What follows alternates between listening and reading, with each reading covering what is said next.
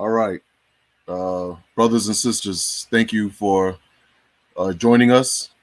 Uh, we just started with our uh, latest presentation. We're going to thank you, Geechee, for pulling up the slides. So this month's presentation is going to be titled, "The Ghetto is Not a State of Mind." The subtitle is "A Challenge to the Poverty Mindset Thesis." Okay. So I want to thank the Barter and Build think tank for this presentation and for everyone's support and helping me kind of put this out and letting people know that we're going to be doing this presentation. If you want to get in touch with the Barter and Build think tank, you can always reach us at barter.buildthinktank@gmail.com. You see it there on the screen. So for this particular presentation, the reference, I have only a few references. I didn't name all the references. As we go further along in the presentation, I'll name more references that we have, but I only named a few at the outset, and they are as follows: "Deadly Symbiosis: When Ghetto and Prison Meet and Mesh" by Professor Loic Vacan, French sociologist. "Days of Destruction, Days of Revolt" by Chris Hedges. I got that book somewhere. I'll lift it up whenever it's time. "Disciplining the Poor: Neoliberal Paternalism and the Persistent Power of Race" by Sauce, Fonding, and Schramm. "Punishing the Poor: The Neoliberal Government of Social Insecurity" by Professor Loic Vacan. $2 a Day: Living on Almost Nothing in America" by Eden and Schaefer. Okay. "Racial Oppression in the Global Metropolis: A Living Black Chicago History" by Professor Paul Street. And like I said, I have more books that I'll be referencing for this, but we'll get to those as we move along. So the premise of this presentation, we have many in the Black community who love to engage in kind of a ridiculous abstraction when it comes to the material conditions of our people. The best illustration of this trend is the dubious ghettoism mindset philosophy that dictates that people not worry about structural factors behind their oppression. They just need to change their attitudes and adopt a more positive outlook on life. Then their experience of ghetto life will improve. In contrast to the declarations of our Black pseudo-philosophers who kind of push this premise, the ghetto and its condition are not results of a state of mind. They're not abstractions that will disappear through positive thinking, nor by clicking our heels and chanting "there is no place like home" in Wizard of Oz-like fashion. So this idea, we hear it so often. We hear it, the ghetto is a mindset, or you may have heard the ghetto mentality, or they reduce the ghetto to kind of an abstraction. Oh, it's a mentality, it's a state of being, it's a way you act, it's a way you behave. And we think on those terms, and therefore whatever solutions we come up with are often centered around the mindset, or changing the mindset, or centered around abstractions rather than changing the actual material conditions. Now, for the purposes of this presentation, there are two books that are extremely important. Oscar Lewis's 5 Families: Mexican Case Studies in the Culture of Poverty, and The Negro Family by Daniel Patrick Moynihan. Now, from Oscar Lewis, we get the culture of poverty thesis. From Daniel Patrick Moynihan, we get the tangle of pathology. It's from these two books and subsequent books like them that we get the ghetto mindset or the poverty mindset.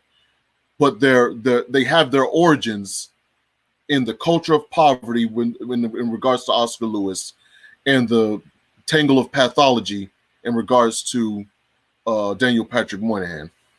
Now, I'm going to be doing a lot of reading for this presentation. So, because it's important that we get to the references and that we all have an understanding of what we're talking about here.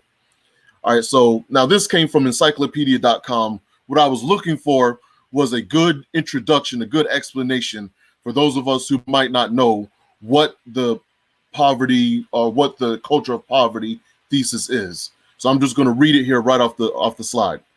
The culture of poverty theory states that living in conditions of pervasive poverty will, I'm not sure, there's the banners blocking that, will lead to the development of a culture or subculture adapted to those conditions. This culture is characterized by pervasive feelings of helplessness, dependency, marginality, and powerlessness.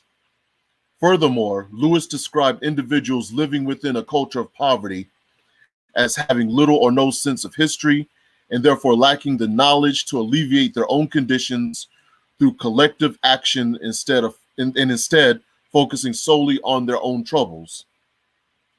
Critics of the culture of poverty theory have pointed out several flaws within both the theory itself and the ways in which it has been interpreted and applied to society. The culture of poverty assumes that culture itself is relatively fixed and unchanging, that once a population exists within the culture of poverty, no amount of intervention in terms of the alleviation of poverty will change the cultural attitudes and behaviors held by members of that population. Thus, public assistance to the poor in the form of welfare or other direct assistance cannot eliminate poverty, since poverty is inherent in the culture of the poor. Following this reasoning, the culture of poverty theory shifts the blame for poverty from social and economic conditions to poor people themselves, or to the poor themselves. Okay, next slide. So that's the basic explanation of what poverty is.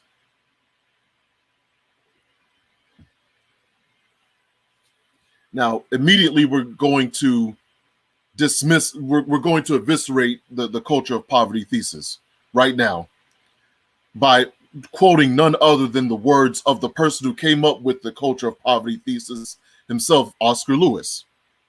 This is a quote out of Paul Street's book, Racial Oppression in the Global Metropolis. He's quoting Steven Steinberg, who in turn is quoting Oscar Lewis. As Steven Steinberg has noted in his book, Ethnic Myth, Oscar Lewis viewed poor people's often problematic values and behaviors, quote, within the total context of economic, political, and social inequality, unquote. By Lewis's account, quote, the crucial question, both from the scientific and the political point of view, is how much weight is to be given to the intertwined, self-perpetuating factors in the subculture of poverty as compared to external societal factors. My own position, this is Oscar Lewis, he came up with the culture of poverty. Oscar Lewis is saying this.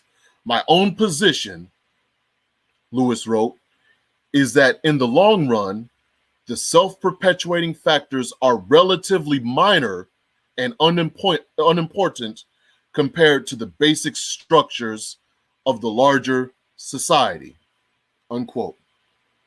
For Lewis, Steinberg notes, genuine and lasting change could come only through a transformation of the structural inequalities in which the culture of poverty is ultimately rooted.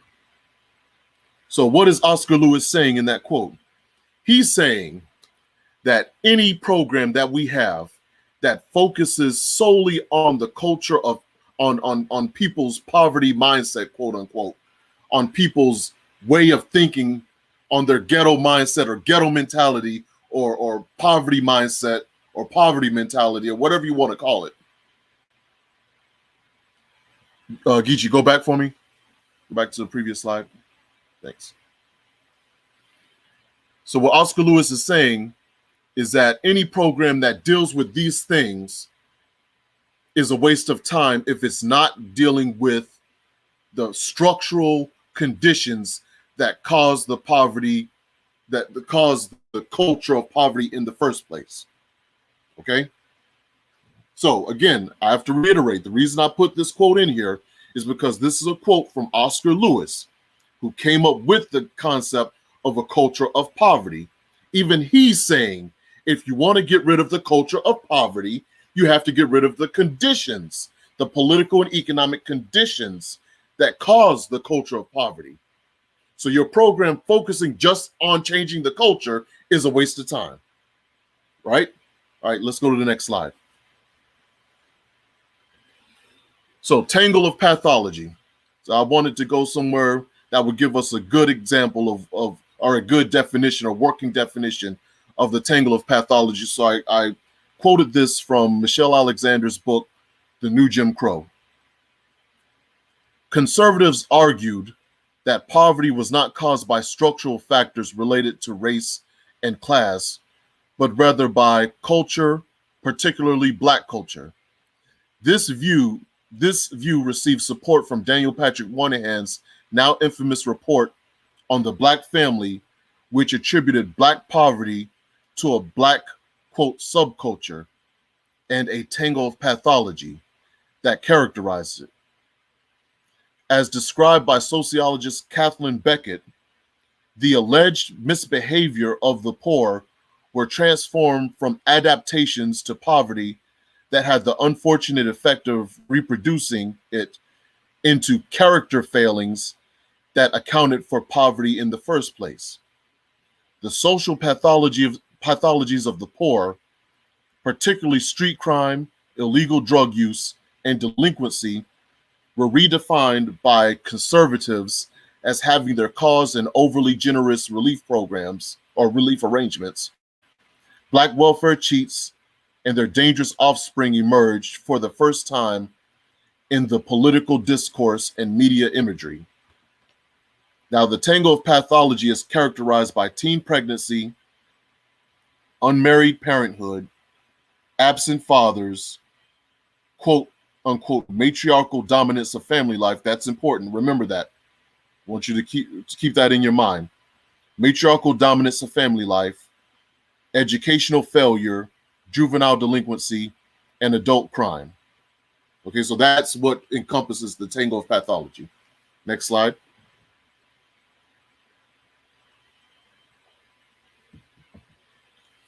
So this book, called Blaming the Poor, The Long Shadow of the Moynihan Report on Cruel Images About Poverty, Professor Greenbaum, who's Professor Emerita of Anthropology at the University of South Florida, she offers what is probably the most a thorough critique of, and I would recommend you read that book because she offers a very thorough critique, like I said, of the tangle of pathology thesis that Moynihan was speaking about. And I won't go through all of these. The tangle of pathology Daniel Patrick Moynihan alluded to in the report is still considered by politicians and policy researchers as the root cause of poverty. This idea redirects blame for substandard schools, low wages, and scarcity of jobs away from the structural forces that cause the problems, while simultaneously reinforcing stereotypes about African American families. Although Moynihan did assert that joblessness was the major problem facing African Americans, his focus was not on measures to expand employment, but on psychological effects of male unemployment. And third, this is important, Moynihan conceded that there was no proof of a cause and effect relationship between female-headed families and the tangle of pathology. So we get this idea from Daniel Patrick Moynihan that all these, families and these households headed by single women are one of the root causes of the tangle of pathology. But when he was questioned on it, he had to concede that he didn't have the evidence to support that idea. He did not have the evidence to support the thinking that all these single mothers, these single parent households were causing poverty and dereliction and things like that. Okay. And down here at the bottom, I'm not going to read this, but it kind of goes this idea that, you know, there's this cultural, that there's a cultural determinant that determines who becomes poor and who's wealthy. Goes back to, you know, our religious dogmatism, our religious indoctrination. So God blesses those who are rich, God curses those who are poor. And if you're poor, it's because you're cursed by God. If you're rich, it's because you're blessed by God. Okay, that's basically what the last paragraph is saying. Okay. Next slide, please.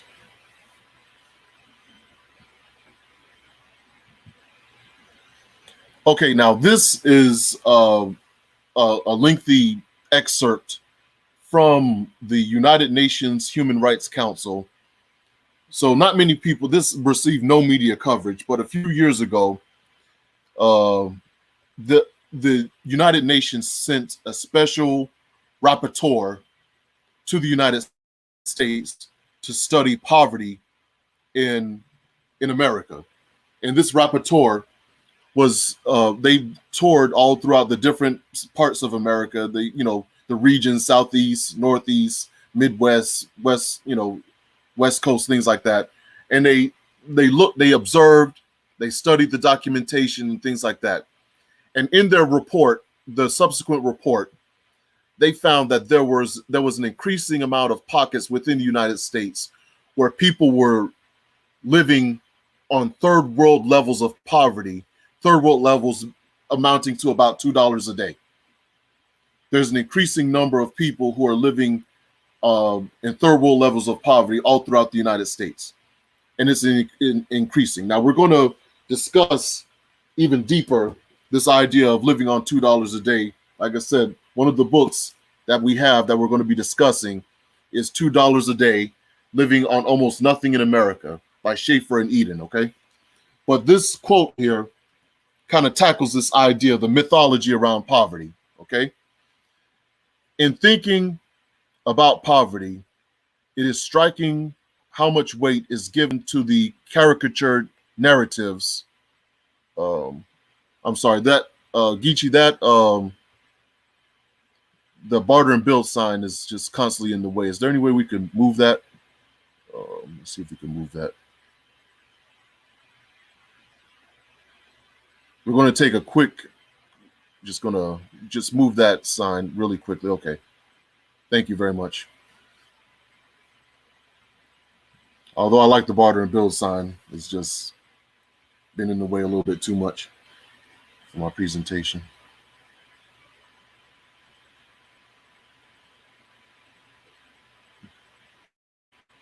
Okay, good. All right, so in thinking about poverty, it is striking how much weight is given to caricatured narratives about the purported innate differences between rich and poor that are consistently peddled by some politicians and media.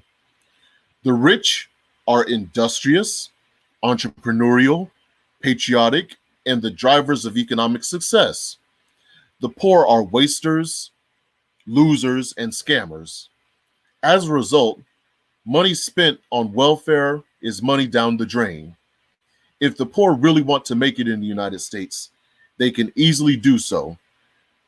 They really can achieve the American dream if only they work hard enough.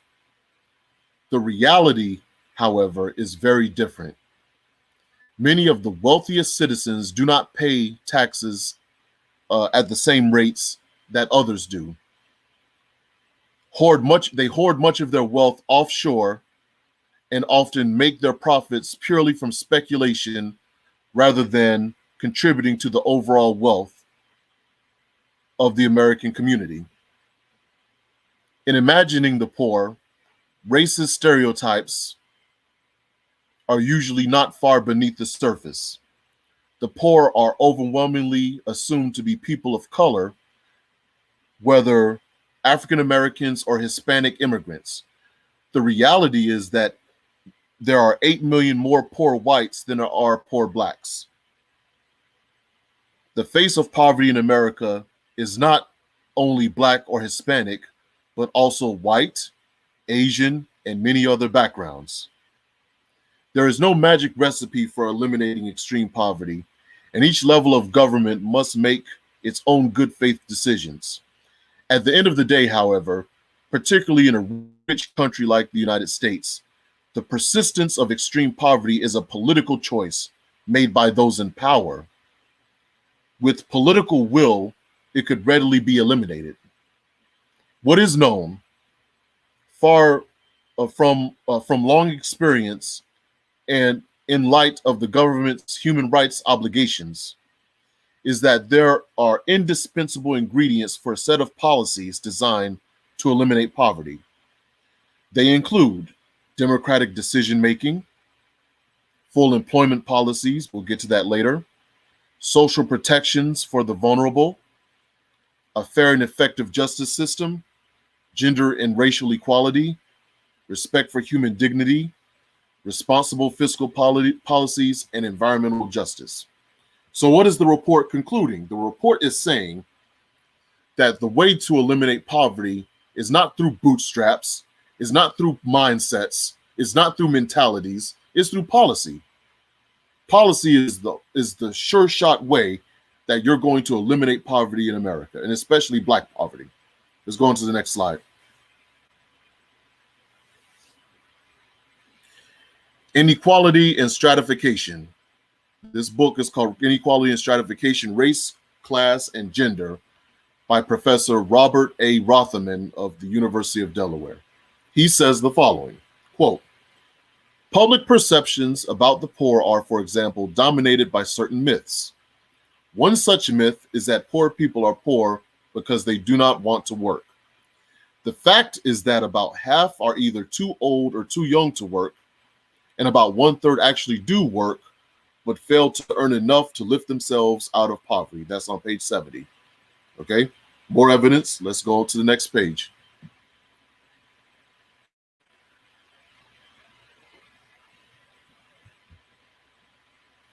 So this is what we're about to do is go through the most thorough evisceration, as I have titled, of the poverty or ghetto mindset.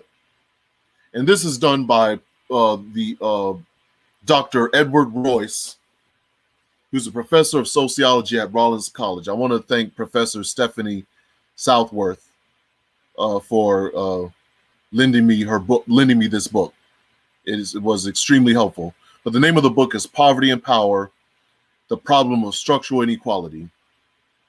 So he starts off, so what we're going to do, the next couple of slides, is that we're going to undergo a thorough point-by-point evisceration of the culture of poverty, the poverty or ghetto mindset, okay? So I'm using these terms interchangeably throughout this presentation, okay? So he starts off with the following. This theory, the culture of poverty or ghetto mindset, is plausible because poor people consumed by the stressful experience of resource scarcity do sometimes make bad decisions or engage in seemingly imprudent behavior, splurging on an expensive meal, for example. Nearly everyone, moreover, can point to a poor person or two who seemingly fit the theory's negative image. For these and other reasons, it is not surprising that Americans are attracted to the cultural theory. But even at first glance, there are good reasons to doubt the validity of this view of poverty. So he goes into why. Let's go to the next slide. One reason to be suspicious is that the cultural theory purports to explain poverty by reference to one chief cause, the mental outlook of the poor. Any single factor theory such as this lacks surface plausibility, especially when applied to an extraordinarily complex and multifaceted phenomenon such as poverty. This theory would have us believe that values and attitudes are the only things that matter, and that larger economic and political forces exert little influence on people's life trajectories. Okay, that's the first point. Second point, let's go to the next slide.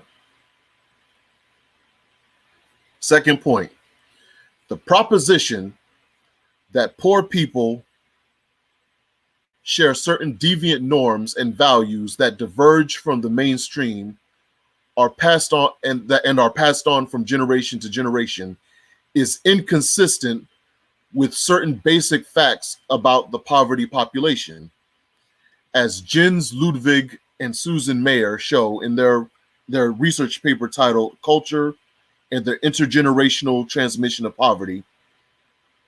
Most of today's poor grew up in precisely the sort of families celebrated by conservative critics. Mainstream families in which parents were married, had regular jobs, and attended religious services. The majority of today's poor adults were not reared in some apparent cultural environment, and they did not inherit bad values from their parents. Contrary to the thesis of the cultural theory, there is no massive family values upbringing gap that explains why some children become poor adults and others do not. That's the second point. Okay, let's go to the next slide. Third point. While poor people are alike in that they do not have much money, they are otherwise a diverse group, contrary to popular impressions and common stereotypes. Some are old, some are young, some male, some female. Some are disabled, some suffering from temporary health problems, and others are caregivers for incapacitated relatives. Many of the poor are African American and Latino, and a smaller number are Asian American and Native American. Asian American, oh wow, wait, hold on, pause. Stop there. I thought there weren't any poor Asians, because all the Asians look out for each other and stick together and have their own Asian Wall Streets and Asian enclaves. There are poor Asians? Wow. Who knew? To hear the black capitalists tell it, every Asian that exists in America, every Asian in America is rich. To hear the black capitalists tell it. But there are actually poor Asians.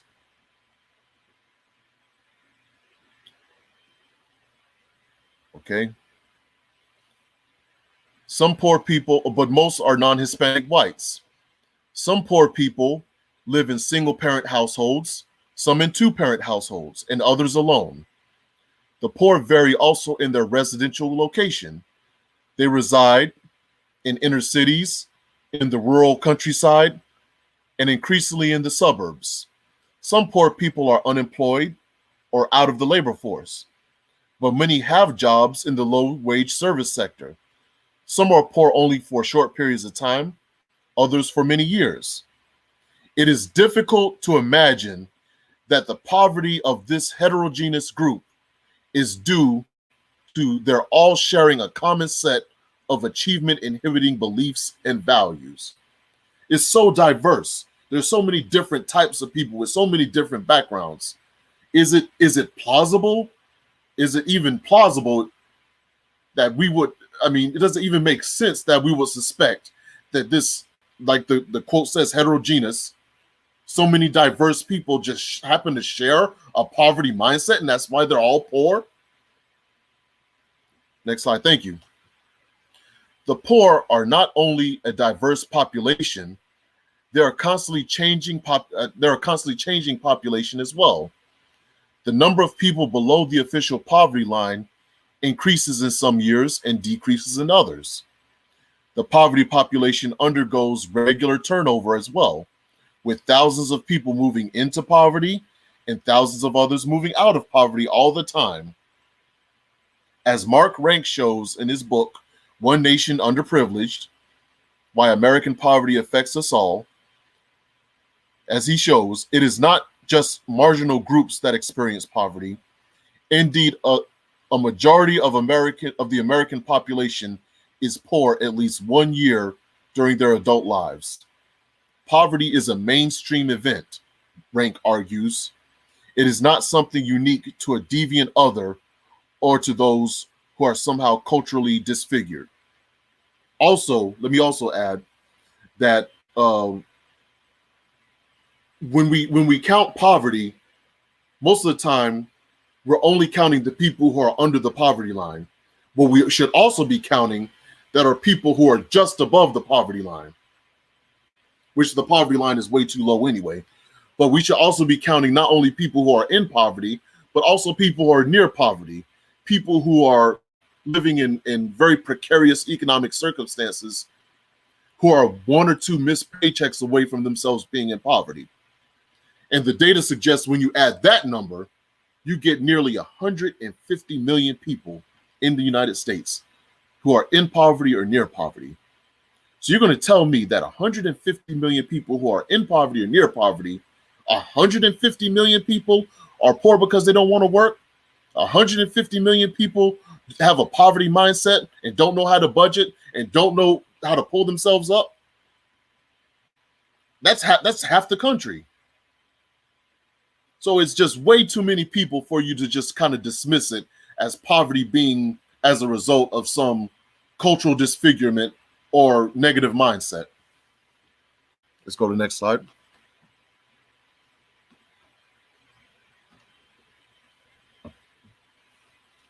Last point, I think.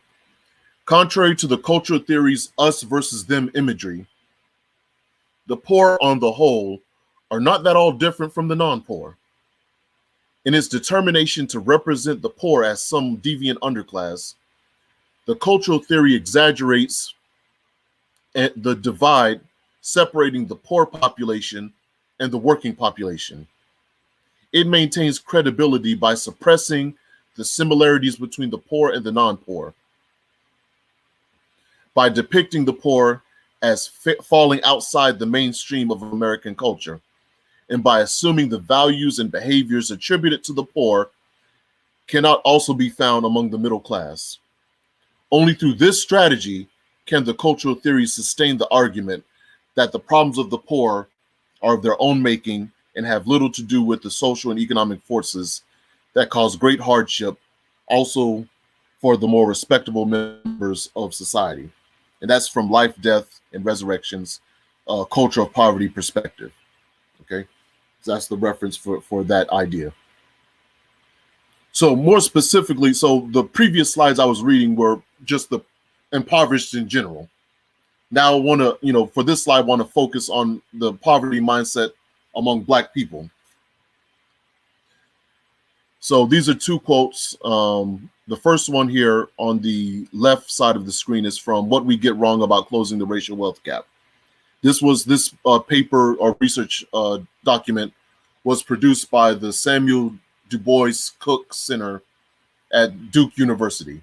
So a team of economists led by Derek Hamilton and Sandy Darity put this paper together. And let's see what they say. The finding advance in peer-reviewed articles and economic journals is clear. There is no evidence that Black Americans have a lower savings rate than white Americans once household income is taken into account. Once income is controlled, if anything, Black families actually have a slightly higher savings rate than their white counterparts. This mild savings rate advantage is indicative of even greater thriftiness among Blacks, since they typically have more kin obligations to assist low-income relatives, which further reduces the ability to save. I have this underlined. If anything, it appears that Blacks generally live more frugal lives than whites. A study conducted by the Institute on Asset and Social Policy using the 2013 Survey of Consumer Finances found that at comparable levels of income, whites spend 1.3 times more than Blacks. So this idea of lack of thriftiness among Blacks is a farce. It's not true. It's a myth. According to the data here, Black people actually live more frugal lives financially than their white counterparts. Okay. Now this next quote comes from Dr. Lester Spence of Johns Hopkins University from his book, Knocking the Hustle Against, I think the subtitle is Against the Neoliberal Turn in Black Politics or something like that. So let's see what he has to say. The data suggests, for example, that contrary to the idea that Blacks tend to spend frivolously, Blacks are fairly frugal. Contrary to the idea that blacks are broke because of spending habits, black financial troubles are driven by significant increases in the cost of education and housing rather than Xbox 360s. Drilling down on specific segments of the black communities, black college students have accrued a lot more debt in student loans than their white counterparts. In fact, they are more likely to drop out than white students because of their student loan debt. Several years before the housing market crashed, the Department of Housing and Urban Development, HUD, found that almost 50% of home refinance loans in predominantly black Baltimore neighborhoods were subprime, compared to only 6% in predominantly white Baltimore neighborhoods. This debt isn't accumulated because people spend too much time at the mall or because they bought one car too many, or because they waited hours in line for the next pair of Jordans. Okay, so what is he saying? He's saying that the economic conditions or the economic malaise, if you will, of black communities is not from overspending, is because they're not making enough money, and the money that they're making is not enough to cover their home expenses, their cost of housing, cost of education, and things like that. So they're just simply not making enough money. All right, next slide, please.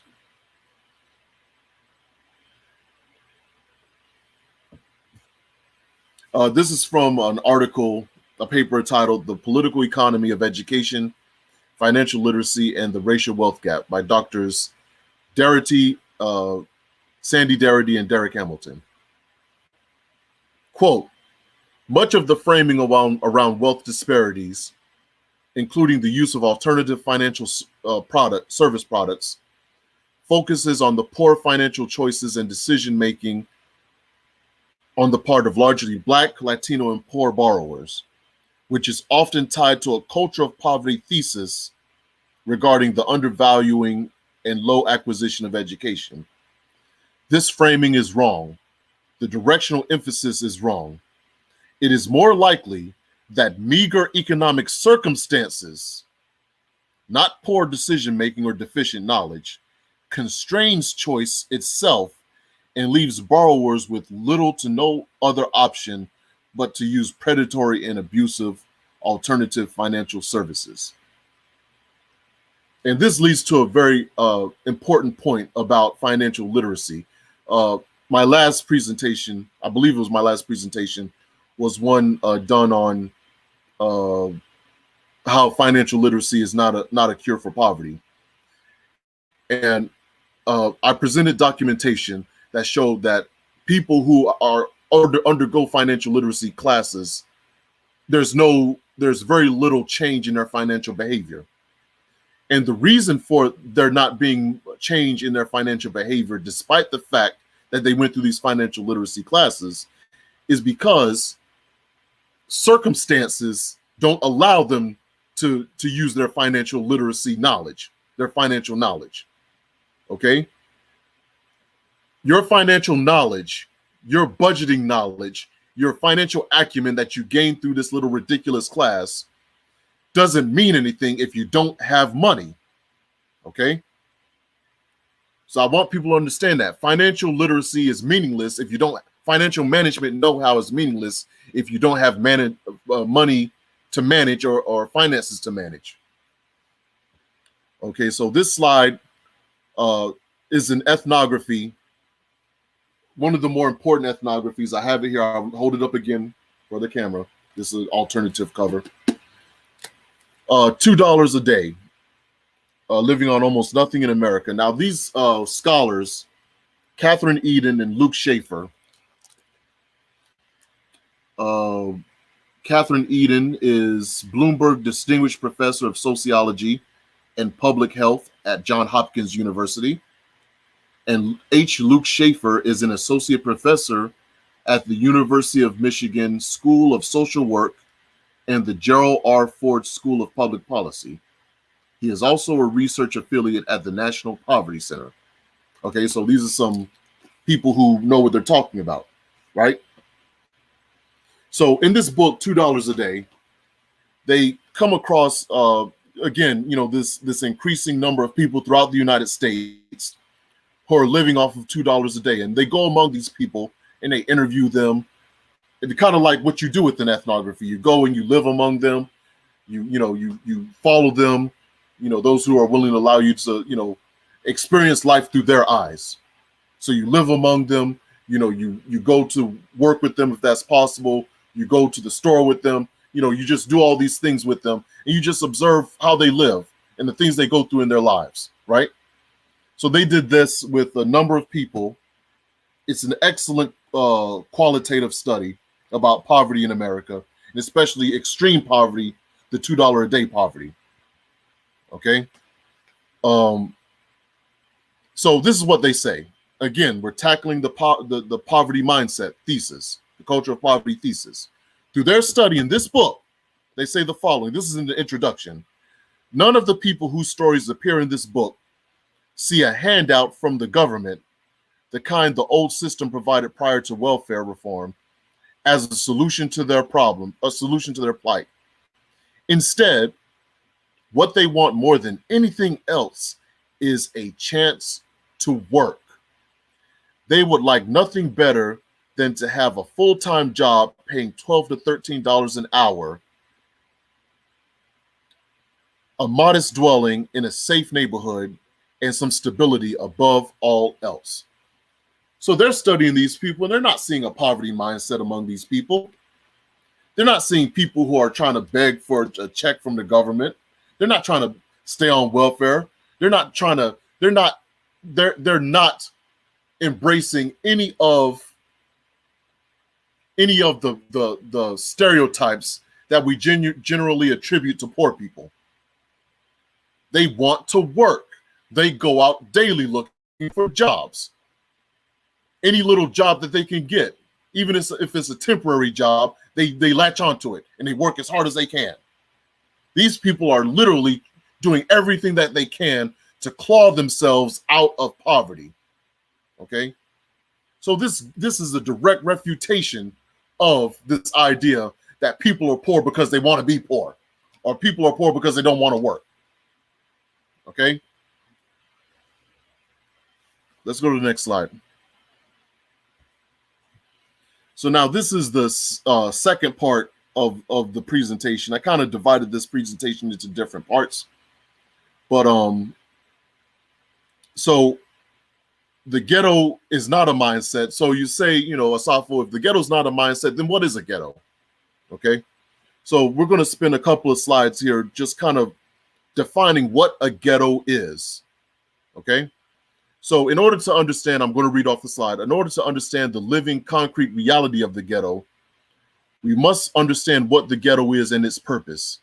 The ghetto is often defined as a neighborhood of ill repute, a high crime rate, and a high rate of poverty. Although this is a widely accepted definition of the ghetto, it is completely wrong. And we'll go into why it's wrong in a minute. The ghetto, according to French sociologist Loic Vacan, is but the third, quote, peculiar institution after slavery and Jim Crow segregation used to oppress black people. Like slavery and Jim Crow, the ghetto serves two joined yet discordant purposes: to recruit, organize, and extract labor out of African Americans on the one hand, and to demarcate and ultimately seclude them so that they would not contaminate the surrounding white society that views them as as inferior and vile or devoid of ethnic honor. Okay, so that's what the ghetto is. Let's move on to the next slide because we're going to go deeper into this. One sociologist, let me read this first. What is a ghetto? Whether we are talking about the Jewish ghetto of Venice in the 1500s, or the African American or African American migrants of the 1900s, we must understand the ghetto as a socio-spatial contraption used for labor extraction and social ostracization. The ghetto is used to contain and oppress people in the city while economically benefiting from the function they have been assigned to in the broader economy. I want to pull up something really quickly. Just bear with me a moment, y'all.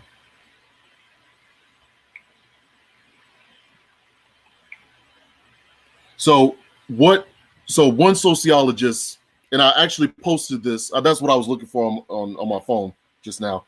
One sociologist characterized the ghetto as it serves the same purpose as a condom would serve during a sexual encounter, right? In fact, the sociologist described it as an urban condom, quote unquote urban condom. So now you have the broader white city who need these people who need this ostracized group within the city because of the role that they serve in the broader economy. But you don't want them contaminating the broader city. So you keep them secluded and enclosed in their restricted zones. Okay? You're interacting with these people, you're engaging with these people to exploit them, but you don't want them to contaminate you.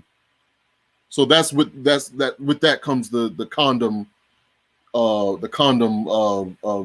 imagery, or the condom metaphor, right?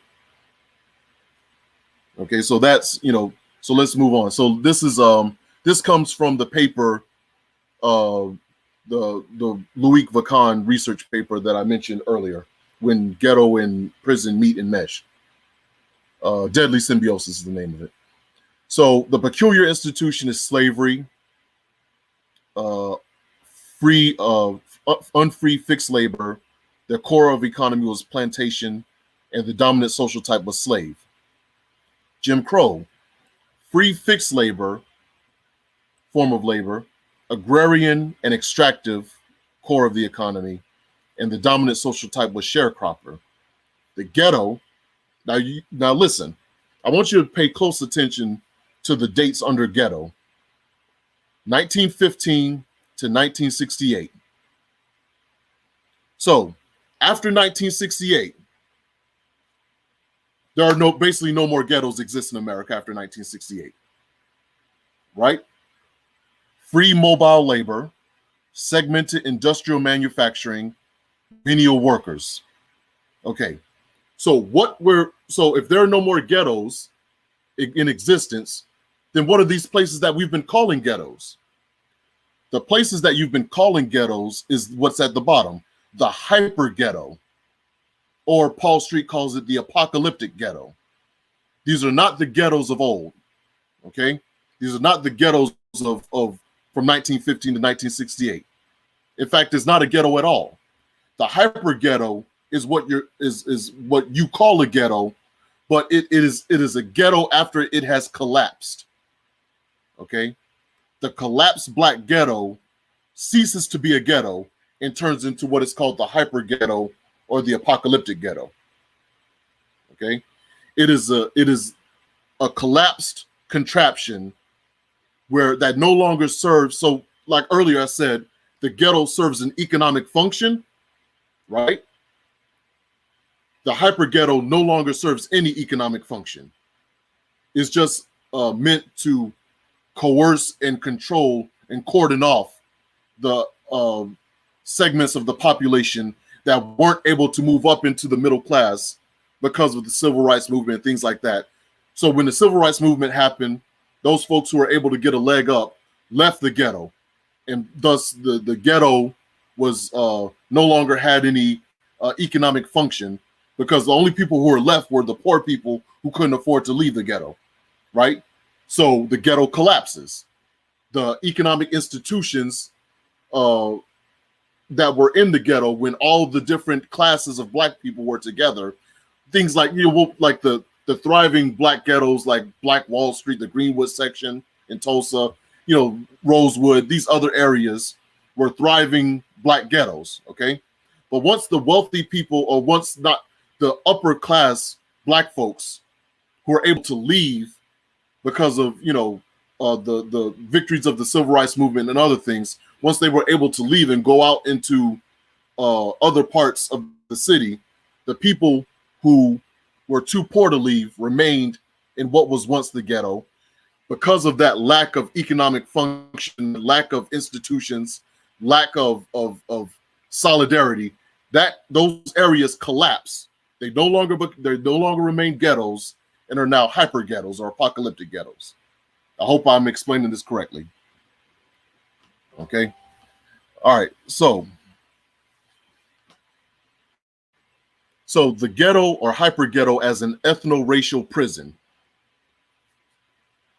And this is a quote from Vacan's paper. The ghetto is a kind of ethno-racial prison. Prison functions as a judicial ghetto. Okay. So Loic Vacan, in his paper, he draws a conceptual framework that, so really quickly, Geechee, if you go back to the previous slide, I want to show you something. So hyper ghetto down at the bottom, hyper ghetto plus prison down at the bottom of the slide. You all see that, right? I just want to make sure you all caught that. So now I'm going to explain why they're both together, okay? So let's go to the next slide. So the hyper ghetto or ghetto becomes a functioning prison, an ethno-racial prison, right? So there are four, so you have the ghetto or hyper ghetto and the prison. There are four elements that constitute both of these things: stigma, constraint, spatial confinement, institutional parallelism. The four elements that make up the hyper ghetto also make up the prison. All right. So stigma in the hyper ghetto, the stigma is blackness, and I will also add poverty. Right. In the prison, the stigma is legal sanction or criminality. Constraint in the ghetto is people are forced into the ghetto or forced to remain in the hyper ghetto by city leadership, custom, things like that. This is where Black folks need to stay. And if you try to move out of there, we're going to make sure that you're not able to afford the house, or we're going to gentrify and everything like that and keep you restricted in the zones we want you to stay in. Constraint in the prison, people are forced into prison by the judicial system. No one walks into a prison willingly, right? Spatial confinement.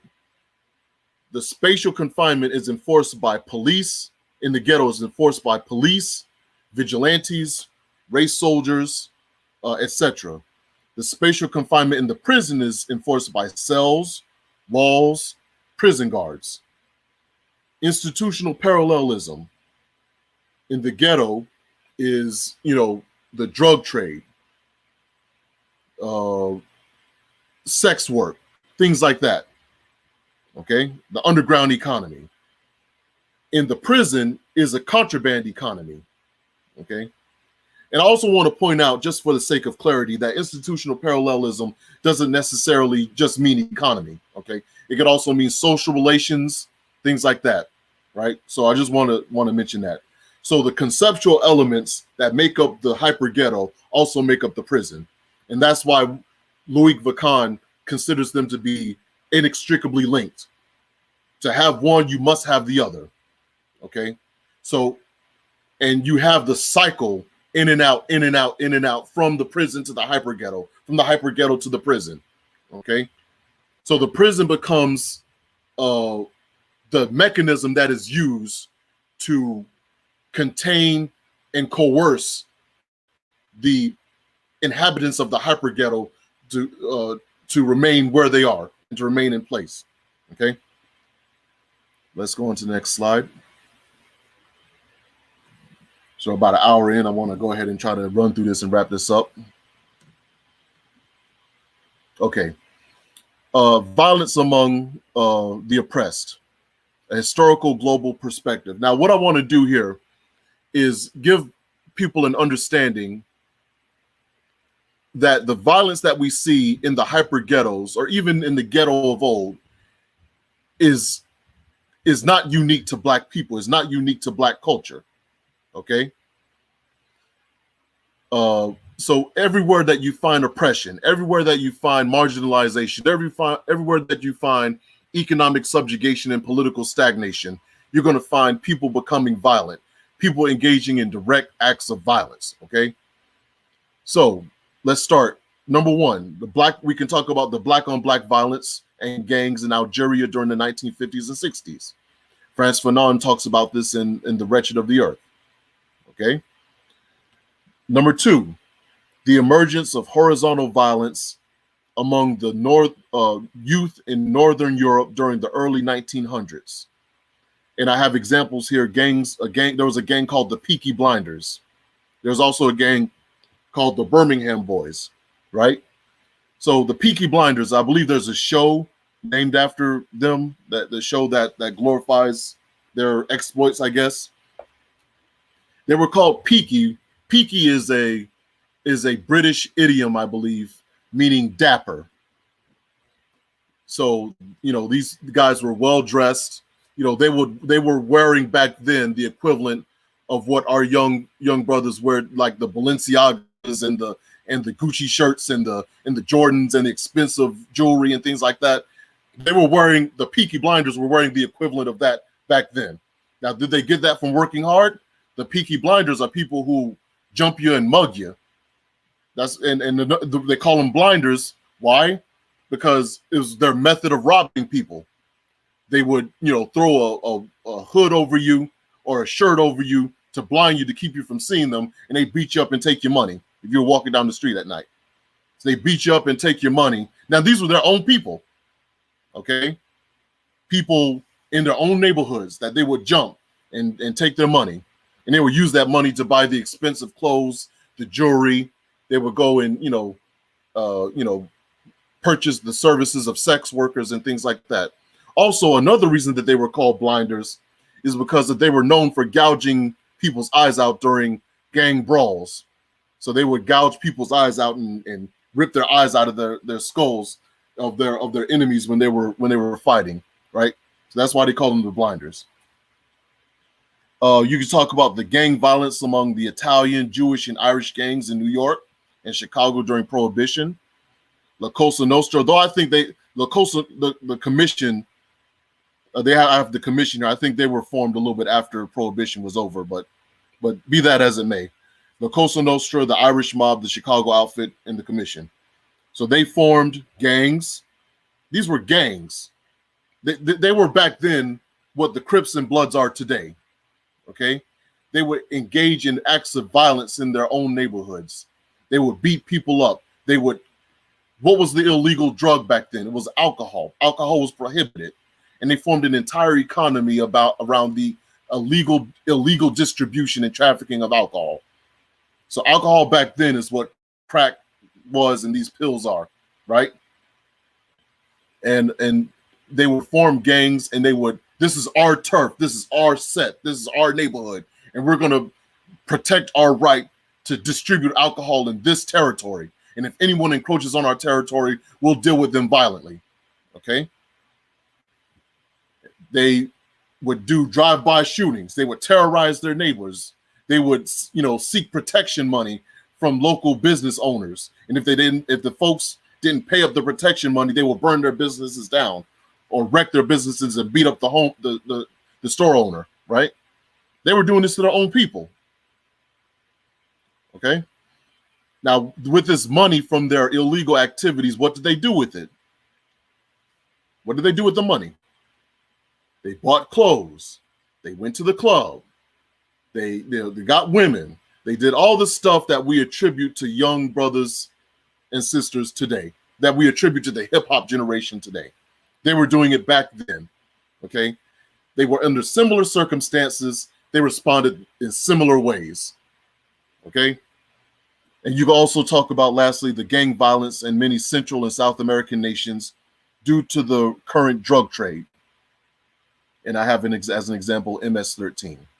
Okay, so if you go from point to point, all of these examples that I'm citing here are examples of people reacting to political and economic conditions that marginalized them and subjected them to economic stagnation. So where there was no legitimate means of making money or generating income for themselves and their families, they went to illegitimate means. Every group has done this. Every group does this. Any group that will be in a similar situation will react in a similar way. Okay. Now, the crazy thing about it is that the descendants of these Irish gang members, the descendants of these Italian gang members, the descendants of these Jewish gang members who got their money through illegal means by literally killing people and blowing people up in cars and shooting people in the street, are now going to turn to us and tell us that you all just need to get your act together. You all just need to pull yourself up by the bootstraps. Okay? And anyone who knows the history of these different groups of people should know better than to allow them to ever talk about values and morals to us. Okay? Let's go to the next slide. So we're coming to an end now. This is a book, one of my favorite books, Days of Destruction, Days of Revolt by Chris Hedges and Joe Sacco. So Hedges is a well-known journalist, and I labeled this slide the ghettoization of America and the sacrifice zones. And the reason I did that is because there's what they do in the book is that they go to different pockets throughout the United States and study what are called sacrifice zones, which is my understanding there's an increasing number of sacrifice zones, but for the purpose of the book, they only study 4, right?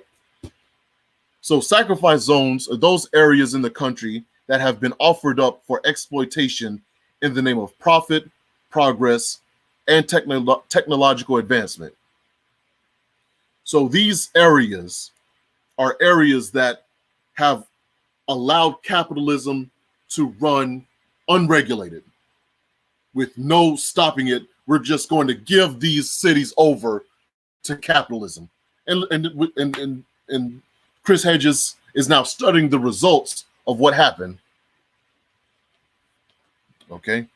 So he studies 4 places: Pine Ridge, South Dakota, which is a majority Native American or Indian population; Camden, New Jersey, which is a majority Black population; Welch, West Virginia, which is a majority white population; and Immokalee, Florida, which is a predominantly immigrant but Latinx population. Okay, so, and I have some notes here from the book. So in Pine Ridge, South Dakota, the average life expectancy for males is 48. That is the lowest in the Western Hemisphere outside of Haiti. An estimated 80% alcoholism rate in Pine Ridge, South Dakota. So the overwhelming majority of people in Pine Ridge are strung out on alcohol. They're alcoholics because of the conditions. At any given time, 60% of the dwellings have neither electricity or water. At any given moment, 60%. This is in Pine Ridge, South Dakota. I'm going to run through these fast. Camden, New Jersey. Per capita, the poorest city in the United States, and also one of the most dangerous in the United States. It's a completely dead city. It was once a hub of manufacturing. This is important. It was once a hub of manufacturing. Campbell's Soup was there. RCA was there. Their ports, I think Chris Hedges says it was 36,000 workers at one point. Okay. But when those jobs and those factories left and moved out of the country, the city collapsed because that was the main way that the city was making its income, through these factories. So now it's a completely dead city. Okay. The only 2 businesses thriving are the open air drug markets, which there are hundreds of them throughout the city, and also a scrap metal business where foragers are sent out throughout the city in the abandoned homes and buildings, rip out the metal, rip out the pipes and the copper and aluminum and things like that, and take it back to this plant where it's sold to other nations. So they're basically taking the guts of this city and selling it to other nations, right? So that's Camden, New Jersey. Welch, West Virginia, the coal fields, these are dominated by the coal industry, and the coal companies dominate every aspect of their town, even to the point that the coal companies write and produce the textbooks for the children in the public schools. And of course, they have the textbooks saying that the coal companies are wonderful, they're a godsend. Children are being indoctrinated early on to think of the coal companies as a godsend, and that they would be nothing without these coal companies. They don't dig for coal anymore. They blast off the tops of the mountains and kind of use giant bulldozers to push over the topsoil and the trees. Okay, that's how they get to the coal. And they light them on fire. They light that stuff on fire, I guess, to get rid of it. I'm not sure why. Everything is poisoned in this town. The air is poisoned. The water is poisoned. The soil is poisoned.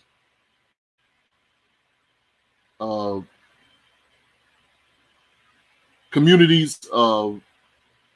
Okay, so the authors went and saw communities. The authors went and saw communities where everyone in the entire community has had their gallbladders removed. Okay, because of the toxic water. Cancer is epidemic.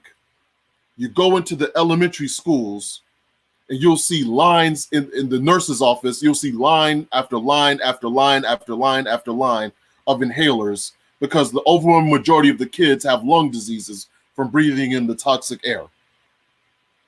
Okay? And like I said, cancer is epidemic. The last city is Immokalee, Florida, which is a predominantly Latinx area. Bernie Sanders said of Immokalee, Florida, that in America's race to the bottom, Immokalee, Florida is the bottom. Okay, this is the doomsday scenario for America's workers, especially workers of color. And you have people, workers live in condemned trailer parks where people sleep and live in the trailers. Now they're living like 20 deep in the trailer, and the trailers are condemned. There are holes in the floor. There are rats and roaches. And each person who's living in the trailer, they pay $50. So every person who lives in this trailer park has to pay $50 to sleep on the floor of one of these trailers. Okay. And in the morning, they have to get up at 4:00 a.m. and get to the checkpoint, the meeting point, and hope and pray that they're chosen to go out into the produce fields for that day.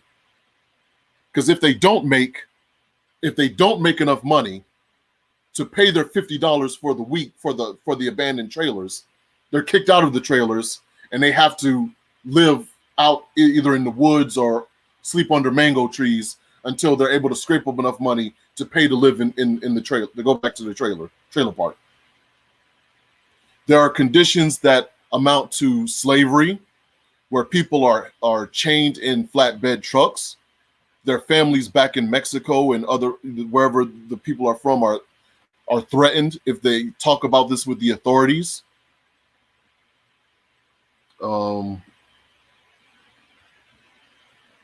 Yeah, so so basically you have slavery going on there. Okay, so why do I bring this up? I'm read at the bottom here. Just like the areas we characterize as ghettos, these communities have the same anomie, family dissolution, collapse of social bonds, violence, sexual abuse, drug addiction. In Pine Ridge, South Dakota, sexual assault is almost as epidemic as alcoholism. Okay? Sexual abuse, drug addiction, etc. The point is that wherever or whatever cultural deviance or dysfunctions we attribute to the Black ghetto will be found anywhere among any group of people that are subjected to political subjugation, economic stagnation, and ecological devastation. Okay, that's just a fact. Anywhere where people are treated the way these people are treated, you're going to have them. Is it a ghetto mindset? Is it a poverty mindset? The people in Immokalee, Florida, acting or behaving the way they are, is that a ghetto mindset? Is that a poverty mindset? How about Pine Ridge, South Dakota? How are they going to build their How are they going to build their Native American Wall Street? Are the people in Immokalee, Florida, going to build their Wall Street off of the little scraps that they're getting, when most of it has to go to pay the people who own the slum lord trailer parks? How's that supposed to work? All right, let's go to the next slide. All right, so this is a quote from Dr. Kenneth Clark, who's famous for the doll study. The dark ghettos are social, political, educational, and above all, economic colonies. Their inhabitants are subject peoples, victims of the greed, cruelty, insensitivity, and guilt and fear of their masters. Again, that was a quote from Kenneth Clark. Next slide. We're going to go through this quickly. In conclusion, we must understand that the ghetto is not a way of acting, nor is it a state of mind. It is a real institution used to maintain the power of white capitalist America over black workers. If we really desire to get rid of the ghetto, we must focus on neutralizing the power of white supremacy over our lives. Next slide. So solutions, there are a couple of things I might have gone over in previous slides, so we'll just kind of skip over them. I'll read this. Changes in individual behavior will not close the racial wealth divide. Only structural systemic policy change can do that. Adjustments to Black and Latinx education rates, home ownership, savings, and employment do not greatly reduce the racial wealth divide due to the structural underpinnings holding the racial wealth divide in place. And that's from 10 Solutions for Closing the Racial Wealth Gap. Let's move on to the next slide. Matter of fact, let's keep going. In the interest of time, we're just going to go to the more appropriate. Keep going. We need reparations, obviously, and I've talked about this in previous videos, so we can kind of skip over the reparations piece and the baby bonds piece. What I really want to get to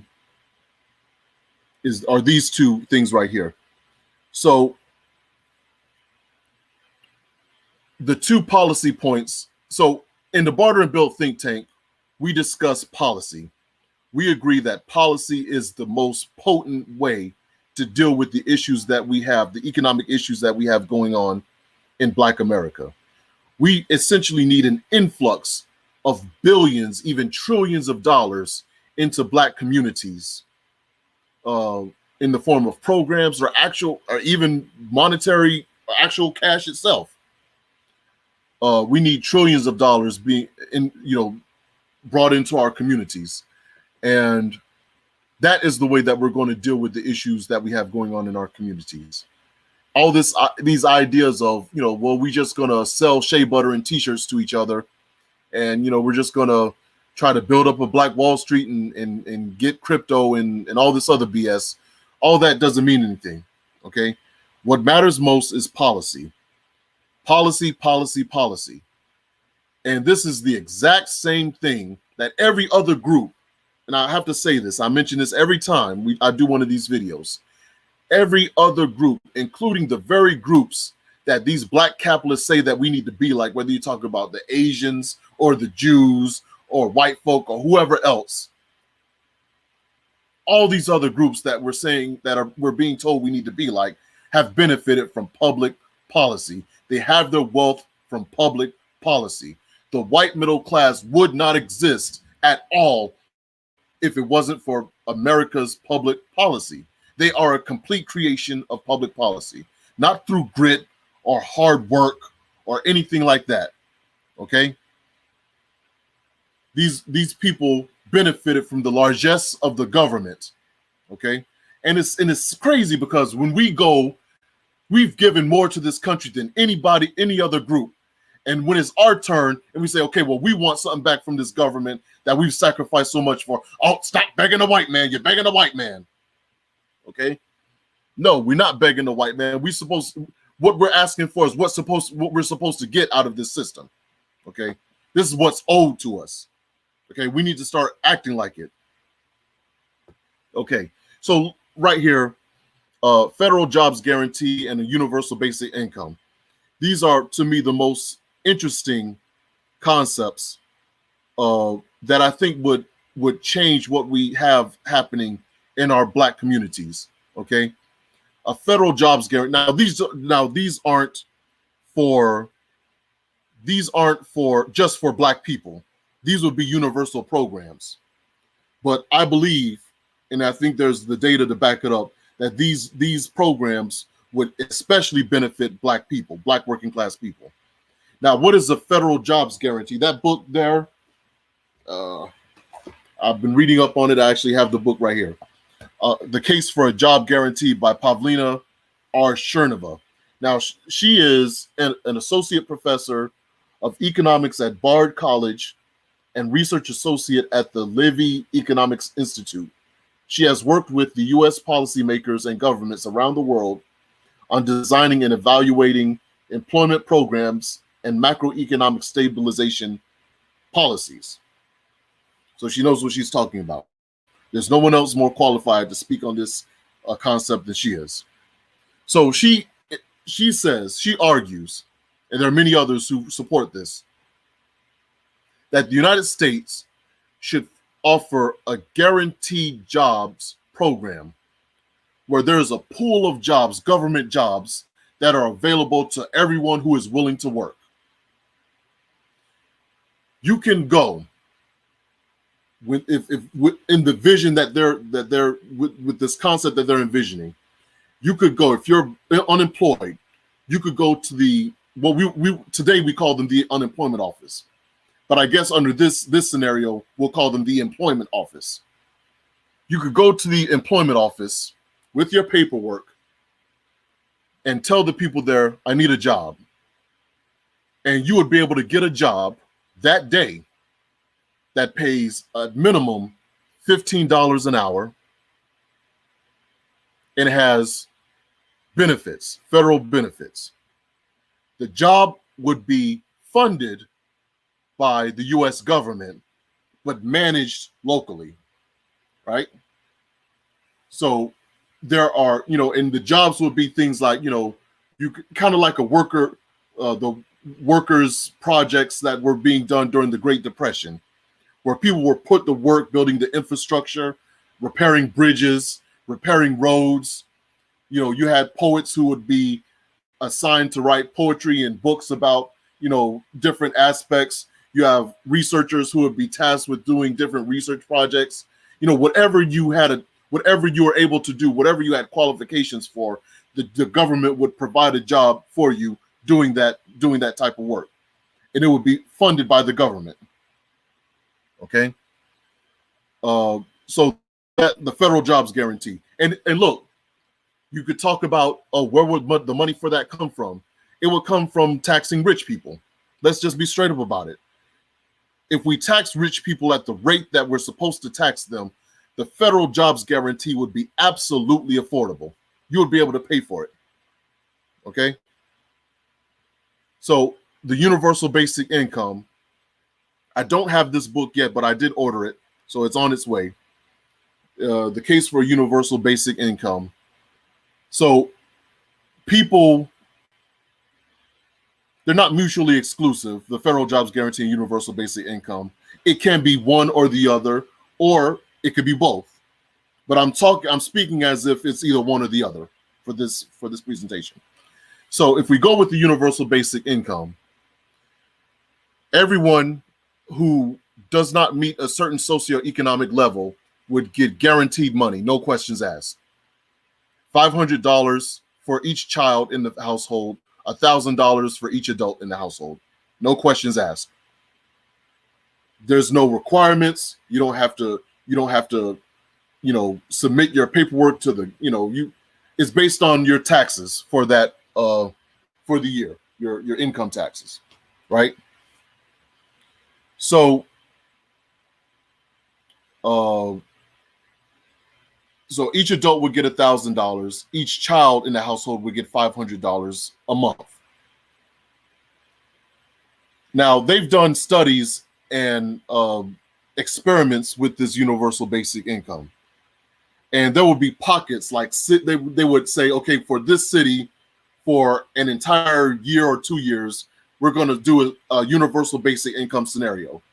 So there would be the funding put up and everything for everyone in this community, a working class community, a poor community, or whatever, to get $1,000 a month. Okay, and they looked at the results of what happened. Okay, first of all, in contrary to popular myth, no one quit their jobs, because the idea, oh, if you start giving people money, they'll quit their jobs. No one quit their jobs. Okay, because the $1,000 a month isn't going to replace your job, but what it is going to do is going to eliminate the necessity for you to work multiple jobs. So you can have the one job and then supplement your income with the $1,000, right? So no one quit their jobs. They found that the communities started acting better toward one another. People in the community started behaving better toward one another. There's more social engagement in the community. Okay? People weren't fighting and getting into arguments in the street and all like that. People started behaving better. People started getting along better. Within the household, husband and wife started interacting better. The parents interacted better with the children. The children started performing better in school, whether you're talking about behavior or academics. There was an improvement in their behavior and academics in school. Okay? Why is that? Because if you're not in a rat race to try to put food on the table and keep a roof over their head, you only have to work one job. You can make it to the parent-teachers conference.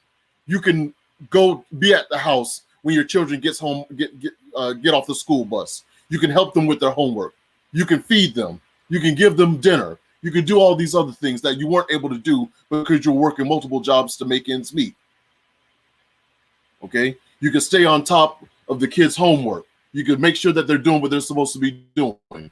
You can make sure, and people aren't in a rat race. Everyone's getting along better because they don't have to, it's not a rat race because everyone's competing for the limited resources that are available. Okay? So the very things that we attribute to there being a ghetto mindset, oh, they're fighting in the street, that's a ghetto mindset. Isn't it funny that how all of that disappeared when people just started getting paid more damn money? It's interesting, isn't it? So it makes you think maybe it's not a mindset. Maybe people just need to get paid more damn money. Okay, so let's move on. Okay, so this is a quote from Martin Luther King Jr. Now, I'm still on this kind of idea of solutions of how we could deal with what's going on in the Black communities. So he says the following. This is food for thought. I'm not going to comment on this. I'm going to just leave this to your whim and your imagination. He says the following. Now, I don't believe in Black separatism. I'm against it. But I do say this. It seems that our white brothers and sisters don't want to live next door to us. So they're pinning us in central cities. We're hemmed in. We can't get out. They won't pass a fair housing bill here. And that's true for every city in the country. Now, since they're just going to keep us here, what we're going to have to do is just control the central city. We got to be mayors in these big cities. And the minute we get elected mayor, we've got to begin taxing everybody who works in the city but lives in the suburbs. I don't want to sound mean, but I just want to be realistic. You do with that what you want. So really quickly, I think this is the last slide. Other policy prescriptions, obviously Medicare for all, Marshall Plan for the inner cities, and activists have been talking about this for decades. The Marshall Plan, came along with the end of I believe, World War II, where, industries were retooled, an influx of capital and resources were into these devastated cities in Europe, okay? And what we're saying is that needs to be done for the devastated cities throughout urban America. Okay. Ecological justice and restoration.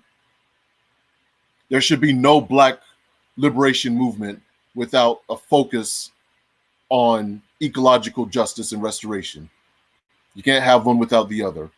Educational self-determination, which I mean that as community control of public schools, community control of policing, housing recognized as a human right, and food sovereignty. Okay. So I think this is the last slide. Okay. So that's it. If there's any questions or comments, I appreciate it. We're an hour and 25 minutes in. I appreciate everyone's patience.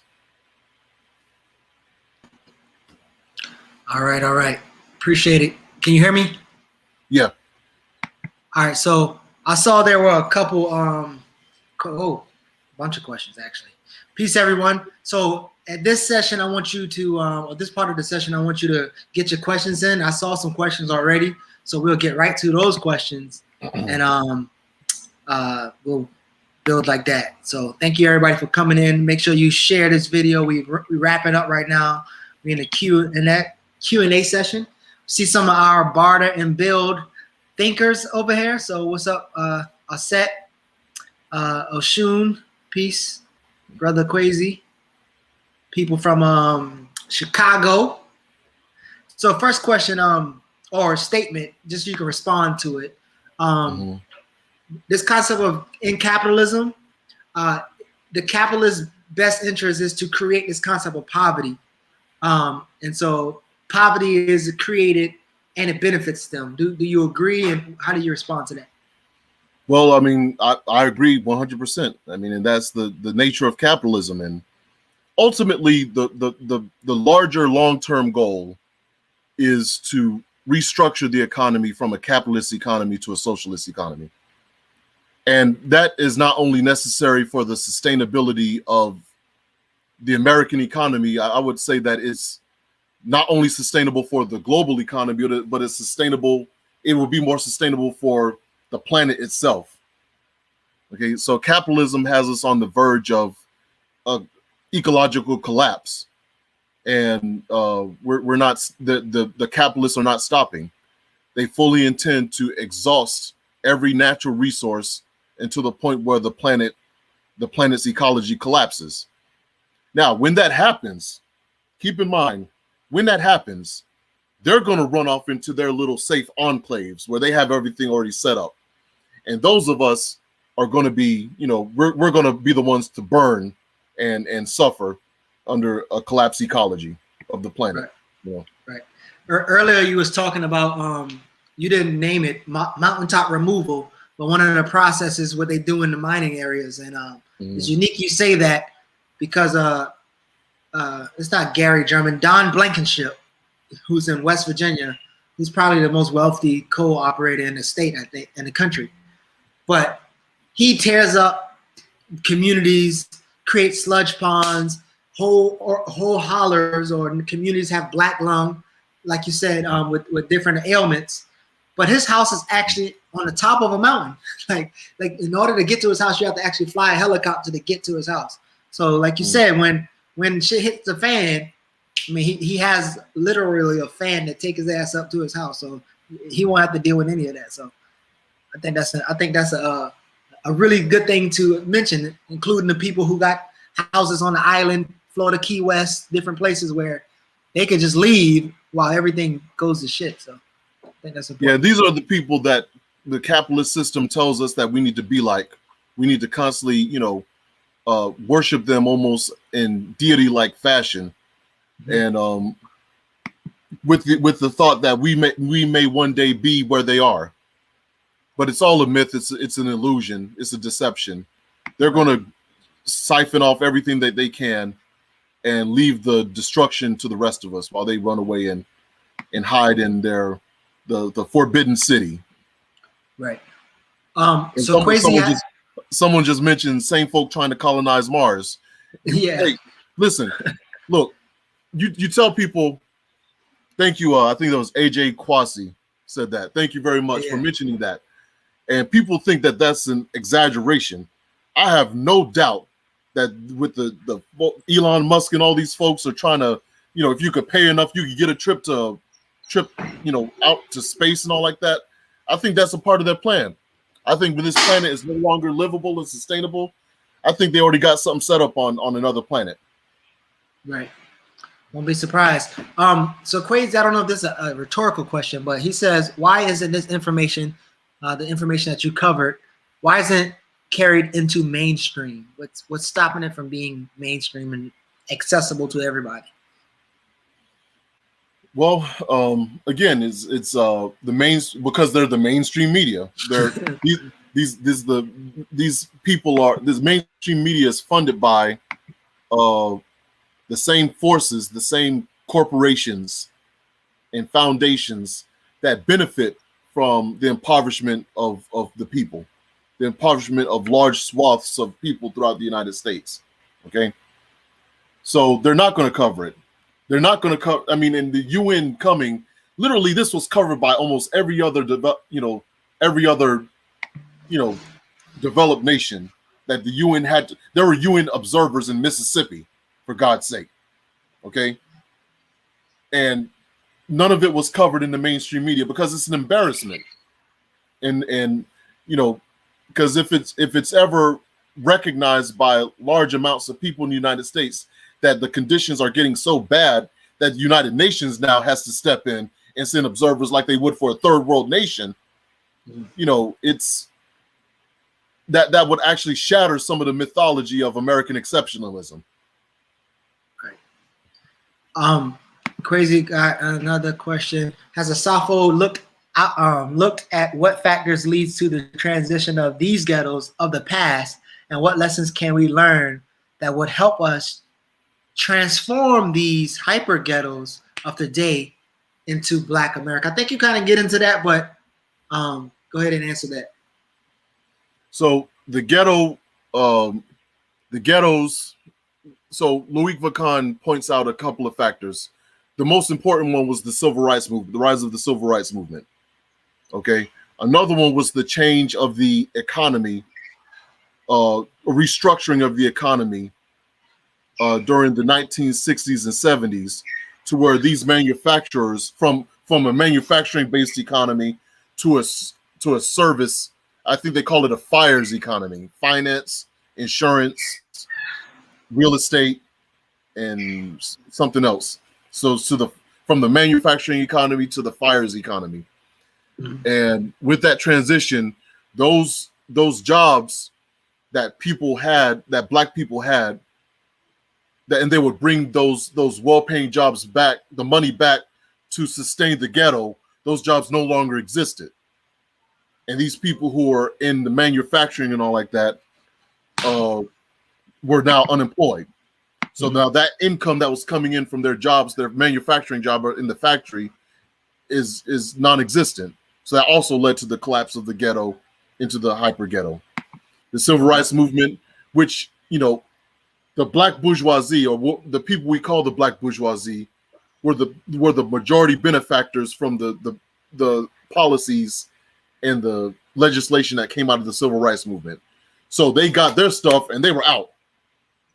They benefited from what we call integration. So as soon as they were able to get their stuff together, they took their stuff and ran. And the only people that were left were the people who couldn't afford to leave. Right. And the descendants of the people who couldn't afford to leave are the people that are in those hyper ghettos now. Right.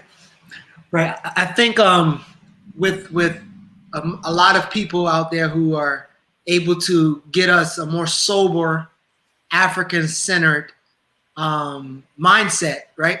We've come into terms with the wealth that we covered is acquired by violence and policy, right? Mm-hmm. And if we're honest, most of us are not really in position to respond in the violence space. So Kwesi's next question is, for the record, please explain why we cannot successfully change these conditions today with the armed revolutionary struggle. Okay, so there are a couple of reasons. Well, first and foremost, my personal belief system is that armed revolution should never be off the table, and I don't think Kwasi believes that either. That should never not be an option. Okay.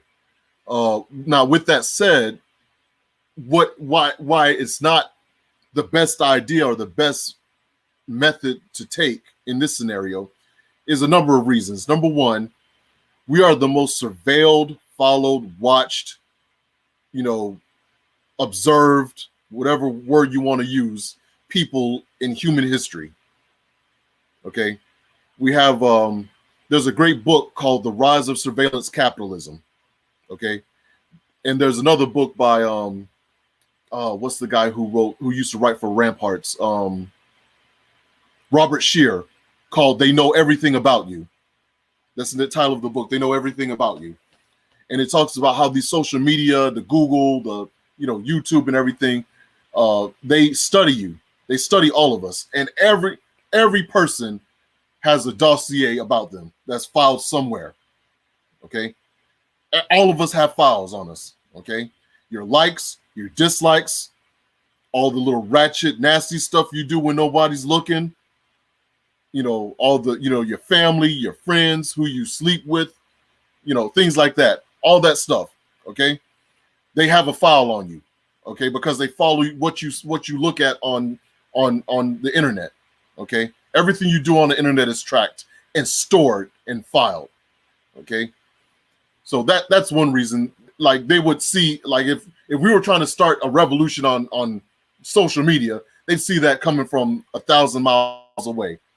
That's why I vehemently can't stand, whether you're talking about the Huey Newton Gun Club or the Fred Hampton Gun Club or these other different outfits showing their damn training scenarios on damn Facebook. Okay, you're basically letting the government see what you're doing and how you're training. Okay, and I tell people, stop doing that. Stop doing it just to get likes. Okay, because you're giving away what your game plan is. You're giving away your strategy. You're giving away your training methods. Okay. Another reason for that is because they've run. So, like earlier I said, when we were talking about the ecology and everything and the economy, once the ecology collapses and the economy collapses, one scholar said it would be the year 2030 when the United States economy finally collapses. It's done. It's finished. Once that happens and the people realize what's been happening all along and that this is over, this empire is over, the state is ready. The state is ready to move right on in with their draconian laws and things like that. They've run scenario after scenario after scenario, and they know exactly what to do to the people once that happens. So they know immediately they're going to snuff out any chance of revolution. And it's been building up piece by piece. You have Clinton doing one thing. I mean, going all the way back, you have Clinton doing one thing to erode human rights. You have Bush doing something, and no one president can do it all. No one president is going to completely wipe away people's human rights or constitutional rights. They have to do it piece by piece by piece. People talk about how much they love Obama. Obama was the one who permanently suspended habeas corpus. Okay. Obama was the one, through the National Defense Authorization Act, says that you could be locked up permanently without charge or trial for basically any reason that the government sees fit. So you can have people, matter of fact, Chris Hedges, he sued the Obama administration. When that law was passed, he sued the Obama administration. And he was quite simple. What he wanted was quite simple. All he said to the Obama administration and the Democratic Party, all Chris Hedges and his lawyers said, was just remove any language in that law that says this applies to American citizens, and they'll drop the lawsuit. Just put language in there that says this will never apply to American citizens, and they'll drop the lawsuit. And they refused to do it because it was written for American citizens. This wasn't written for the Taliban. It was written for us. So when the revolution pops off, we realize we've been had, and the revolution pops off, the law is already in place. They could just sweep people up off the street and take them to black sites. Okay, so that's why I would, Kwasi, I hope I answer your question. All right, so get any last questions in before we wrapped up.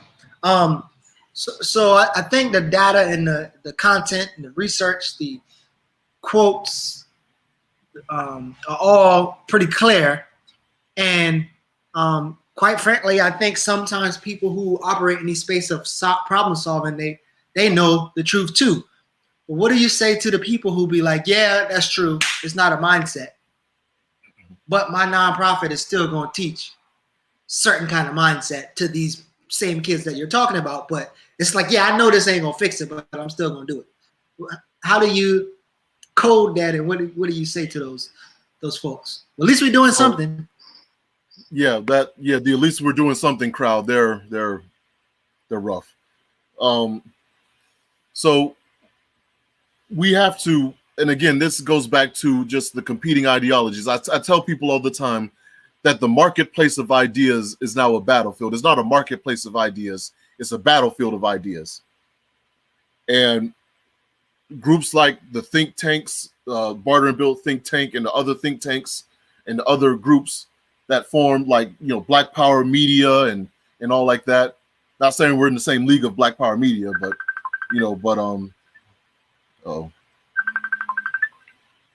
okay. Not saying we're in the same. Yeah, yeah. So they're so we have to kind of push the narrative and educate the people and push this idea of political literacy. And hopefully our goal is to help people gain the political literacy to see through the BS. To see through, okay, well, this nonprofit, they're not really about nothing. We're not even going to give them the time of day. Okay, they're going to do what they're going to do. Just like I say about the grifters, like there's always going to be Umar Johnsons and Tariq Nasheeds and Derek Jackson, and there's always going to be the nonprofits. There's always going to be these different groups trying to grift off of Black people's misery. And that's always going to happen. That's always going to happen. We just need to be politically literate enough to see through them and completely dismiss them as soon as they rise up. So there's this thing, right, where, this is probably my last question. Make sure you get your questions in. But there's this thing of like, yeah, man, but y'all are too negative. That's all y'all do is critique and blah, blah, blah, blah, blah. Could you tell people your process of thinking when you hear Afro-pessimism, right? I know that's coming up a little bit, but how do you process it? How do you narrate it? What does it mean to you? Well, what it means to me is that we have to kind of engage in kind of like a ideological erosion. We kind of have to erode the mythologies. Like this idea, I mentioned Chris Hedges a lot during this presentation, but one more thing I'm gonna mention that he said. He said, hope can only come through struggle. I'm not sure if that quote can be directly attributed to him or if he got that from someone else. But hope can only come through struggle. And what I take that to mean is that once we wear away, I think everything that that the myths that we're bombarded with and the solutions based on those myths are all concocted and embraced by our grifters, our con artists, and our jacklegs to evade and obscure the idea of actual protracted struggle. I don't, and they say, hey, you don't have to struggle. You don't have to engage in the complex idea of organizing the people and trying to make this idea of political literacy widespread and these other things. All that's too complex. It's too time consuming. It's too much work. Hey, you don't have to do all that. Just buy shirts from us. Just buy our shea butter. Just bank at our bank. Open an account at our bank. Just, buy my book. Just, but it's always the simple things we're being told that these simple things, inconsequential things, are the path to liberation, but it just so happens that these simple, inconsequential things happen to enrich certain people. Okay, we have an idiot here in Horry County, in Myrtle Beach, who she actually believes that Black youth, the issues that are confronting Black youth in Horry County, can be solved by learning how to play golf. Okay, you know why? Because wealthy and powerful people play golf. So by given a chance that you might be able to be on the same golf course with the rich, powerful people, and you're able to play as well as they do, they might give you a job. Now, here's the kicker. It just so happens that at the very same time this woman is saying that, Black youth need to learn how to play golf, it just so happens that she's a certified golf instructor. Wouldn't you know? Wouldn't you know?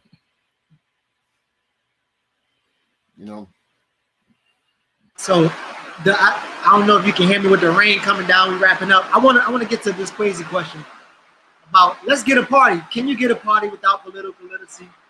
Hell, can you write a book without being able to know what subject you want to write, or even have any kind of literacy? So what do you think about this party?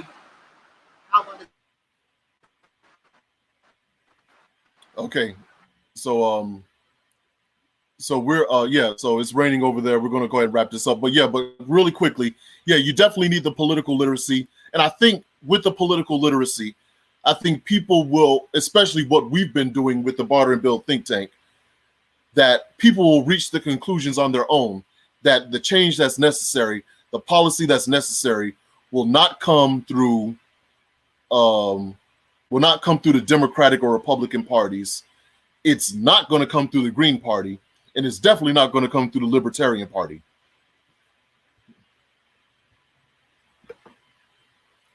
So I think the idea is that we're going to we're going to be left with no other choice but to form our own political party. And I think that's an extremely important point that that Kwasi's bringing up. Yeah, so I'm definitely in support of a independent Black political party. But again, remember when we talked about Amos Wilson and the policy formation process, we have to look at it from the scenario of a constellation of organizations all working together at the same time. It's not just going to be one group or one political party. It's going to be multiple parties, multiple political organizations, multiple educational activists, all these things working in tandem, multiple think tanks, all this stuff working in tandem, to produce the result that we want.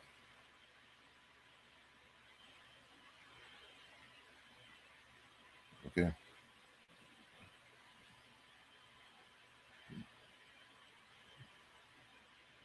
So I think there may be a delay. Geechee, can you hear me? Yeah, I Can you hear me? I think Okay. Yeah, I think the rain about to knock me out, but you can go ahead and wrap up though. So I just we just want to thank everyone for participating and listening in. And every Thursday we have our Barter and Build think tank study group. Right now we're reading To Educate a People by Baba Mwalimu Burudi. Okay. So we're doing that every Thursday at 8:30. So if you want to get involved in that, you can join us on Facebook. You can look us up, Barter and Build Think Tank, on Facebook. Let's see. So I have it on the banner, Barter and Build Think Tank on Facebook. You can reach us by email. You can go to our YouTube channel, Barter and Build Think Tank, on our YouTube channel, and look at other videos. And we're also working on other different projects, which will bring to light as time, as when it's necessary or appropriate to do so. So with that said, I appreciate everyone. Feel free to reach out to me if you have any questions about my presentation, or reach out to us if you have any questions or want to join the Barter and Build Think Tank. We're always looking for members, and we're looking for people who's willing to do work and study. Okay. So if you're just going to do it, just to be a part of another Facebook group, don't join. We work in this group. So with that said, peace, everyone. Thank you, and have a good night.